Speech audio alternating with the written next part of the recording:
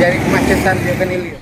Kemacetan panjang ini terjadi dari Minggu sore hingga malam yang disebabkan karena kepadatan kendaraan, baik itu truk maupun mobil pribadi, yang menumpuk sepanjang 2 km di Jalin Tim Indralaya hingga Tanjung Lubuk, serta adanya aktivitas orang tua siswa yang mengantar anak masuk dan mendaftarkan anak mereka sekolah di Pondok Pesantren Al-Iktifaqiyah.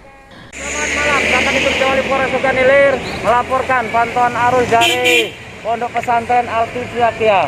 Dapat dilaporkan terjadi kepadatan di Al-Iktifaqiyah yang pertama dikarenakan arus pada hari Minggu ini terpantau sangat padat. Terus kemudian di Al-Iktifaqiyah sendiri ada wali murid yang mengantarkan anaknya untuk masuk ke pondok pesantren sehingga terjadi lalu lalang yang menyebabkan tersendatnya arus lalu lintas. Petugas telah berupaya mengurangi kemacetan sejak petang pukul 15.00 dengan melakukan rekayasa lalu lintas di depan Ponpes Al-Iktifaqiyah. Kemacetan akhirnya mulai jam 19.00 waktu Indonesia Barat.